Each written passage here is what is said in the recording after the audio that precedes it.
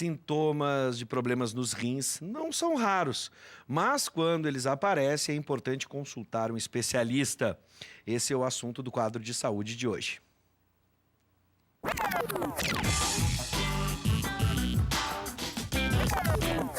Está conosco a presidente da Sociedade Gaúcha de Nefrologia, Miriam Gomes. Seja bem-vinda, doutora. Obrigada, boa tarde aos espectadores. Bom, vamos começar. Primeiro, eu fiz uma afirmação, né? Antes de nós entrarmos nos sintomas, é possível dizer que os problemas renais são comuns mesmo? E se existe, por exemplo, uma idade para que isso aconteça? Ou se os nossos hábitos no dia a dia podem levar a um problema ainda precoce, eu imagino uma idade ainda como jovem, adolescente, enfim? Os problemas renais são muito mais prevalentes na população do que se imagina. Hoje se sabe que 10% da população adulta tem algum grau de doença renal crônica. Por isso, tem havido anualmente, organizado pelas sociedades de nefrologia, o Dia Mundial do Rim, que se comemorou no dia 8 de março. Esse dia tem o objetivo, a cada ano, de despertar a necessidade da população procurar algum auxílio e os gestores dos sistemas de saúde também se motivarem a esse problema. Esse ano, o Dia Mundial do Rim foi relacionado à saúde da mulher, proteja seus rins. Porque no mundo todo nós temos 195 milhões de mulheres com doença renal crônica. Já é a 8ª causa de morte de mulheres no mundo. Sim. E a cada ano 600 mil mulheres morrem no mundo de doença renal crônica. No Brasil, à semelhança de outros países como Europa, Estados Unidos, nós temos cerca de 10% da população adulta sofrendo de doença renal crônica ou insuficiência renal crônica, como se pode dizer. Sim. Isso se deve muito até a alguns hábitos de saúde, alimentares, que o mundo moderno induz. Imagino. Então, com o aumento da obesidade, nós temos um número crescente de diabéticos. Sim. Comidas salgadas, industrializadas, Tudo a hipertensão. Tem sódio, né? É. O pessoal costuma... A gente trouxe nutricionistas que falaram aqui, por exemplo, a gente vai comprar uma bolacha recheada que é doce, vai estar lá o sódio. É o falso doce. É o falso doce. Então, essa é a importância da prevenção. Sim. Eu sempre digo, Luiz, assim, que nós nefrologistas somos um pouquinho esquecidos. Eu diria assim que qualquer brasileiro, independente da classe social, da alfabetização, todo mundo ouviu falar de colesterol e faz algum colesterol na vida, no seu posto de saúde, com o seu médico privado. No entanto, a grande maioria dos brasileiros não sabe o que é a creatinina, que é o exame que detecta a insuficiência renal. E nós temos muitos pacientes que não sabem que sofrem dessa doença, em algum momento da vida, numa situação de urgência, terão que iniciar um tratamento de diálise ou fazer um transplante, que poderia ter sido evitado com a prevenção. Sem dúvida.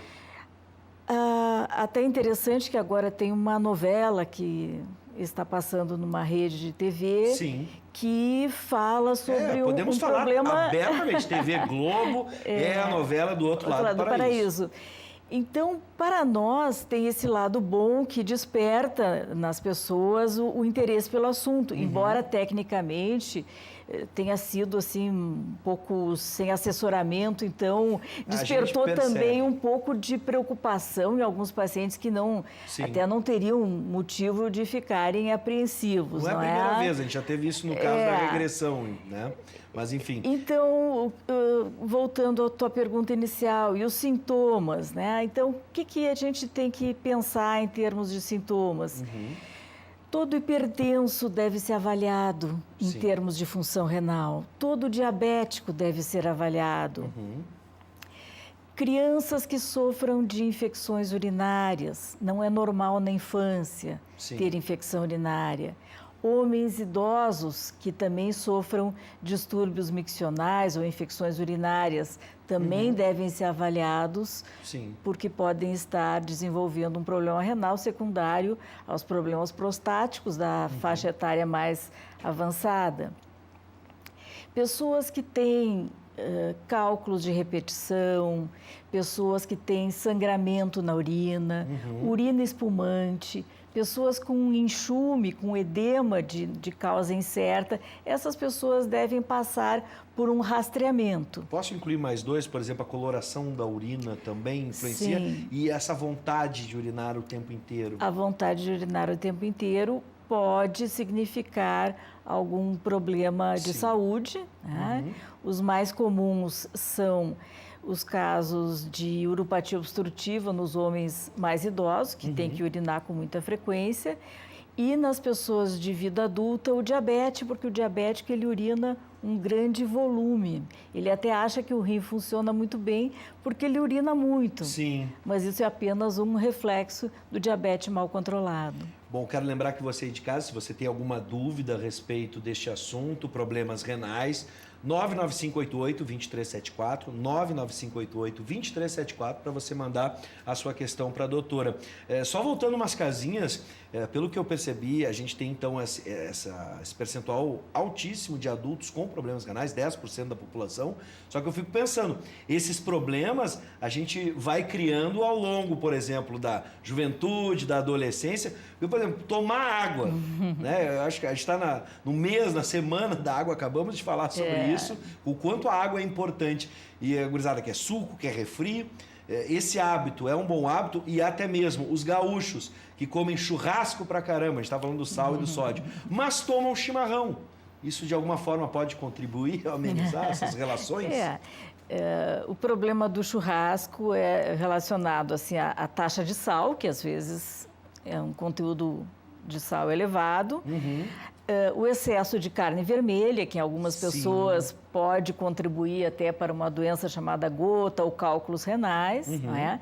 Mas certamente ao tomar um chimarrão, pelo menos nós temos um pouquinho de diluição na urina em termos de cálculo, sempre vai ajudar. Sim. Então, agora, ingerir água é fundamental. Ingerir água é fundamental, porque as bebidas industrializadas, elas têm outras substâncias na sua composição que prejudica um pouco a sua finalidade principal. Então, a gente recomenda pouco sal e muita água. Bom, a gente tem uma participação, já chegou, doutora, 99588-2374. A Kelly manda pra gente e ela diz que tem várias ocorrências de infecção urinária. Inclusive, ela manda até o exame pra gente, né? A última foi agora, dia 28 de fevereiro, aí eu preciso da sua ajuda, né? Com um número grande de leucócitos, enfim. Fiz uma tomografia e deu o seguinte resultado. Alguns meses atrás tive creatina alta, mas foi devido ao uso do lítio. Foi suspenso e agora voltou ao normal. Mas as infecções continuam mesmo depois da internação. É bem visível, né? Aí são termos técnicos que eu não domino, mas é uma indicação de um problema renal. É uma indicação de um problema renal. O lítio é uma medicação excelente para distúrbios bipolares, porém ele pode, em determinados casos, ter uma toxicidade renal. Na maioria das vezes isso não ocorre, desde que monitorizado, mas pode ocorrer e aí implica na suspensão da medicação e em geral, melhora a função renal. Ela teve um aumento de creatinina, que foi associado ao lítio, parou a medicação. A questão das infecções urinárias, uma infecção urinária é uma coisa muito comum em mulheres adultas. Sim. E uma infecção urinária simples não necessita nenhuma investigação especial. Porém, quando adquire um caráter repetitivo, aí sim nós temos que procurar alguma causa, então ela deve ser avaliada. Procurar um especialista, sem dúvida. O Gil de Alvorada, 99588-2374. Eu já ia entrar nesse assunto e o Gil está me ajudando. Obrigado, Gil. Pedra nos rins. Já tentei fazer cirurgia para removê-los, mas existem outras formas. Junto com ele a questão da pedra nos rins, que é bem comum e dói bastante. Se temos hoje, por exemplo, para esses tratamentos mais simples, a medicina avançou bastante. Existem outras alternativas, como o Gil pergunta? Sim, em relação a cálculo, houve uma grande evolução no tratamento.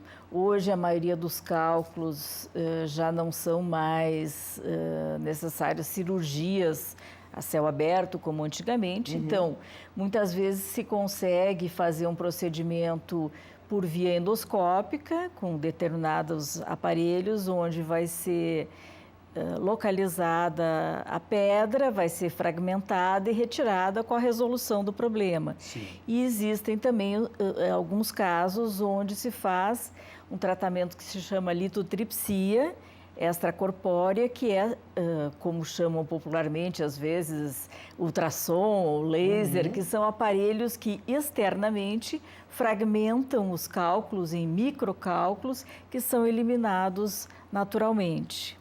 Bom, doutora, a gente está chegando nos finalmente e uma coisa eu entendi, tomar água é bom, a gente tem até uma campanha aqui na Ubra TV, beba água. Existe um limite para beber água e outras recomendações finais para a gente ter as funções do rim sempre funcionando, ou pelo menos o máximo possível? Não é necessário beber um grande volume, não é necessário. O que se sabe é que o rim tem uma grande capacidade de adaptação tanto para um ambiente de sede, de privação de água, como para um ambiente de estar recebendo bastante líquido. O que a gente considera saudável? Uma pessoa normal, adulta, produzir entre 1 a 2 litros de urina ao dia, né? Mas para as pessoas que têm cálculo, pedra, nós recomendamos uma quantia maior, em torno de acima de 2 litros a 2 litros e meio, para que a urina fique mais diluída. Sim. Por outro lado, há casos que as pessoas têm que tomar muito pouco líquido, como os pacientes, por exemplo, que têm insuficiência renal crônica. No Brasil, nós temos mais de 120 mil pessoas fazendo o tratamento de diálise, e essas pessoas, muitas delas não urinam e, portanto, têm que restringir o consumo de líquido. Perfeito. Bom, doutora Miriam, em primeiro lugar, muito obrigado por aceitar o nosso convite. E seja sempre bem-vinda. À vontade. E olho na novela, isso é importante a gente falar, porque já não é a primeira vez que uma especialista vem aqui em uma outra área, primeiro a gente falou sobre psicologia, agora estamos falando sobre medicina, que a gente vê muita coisa na televisão que deixa assustado. Então vá com calma, procure um especialista.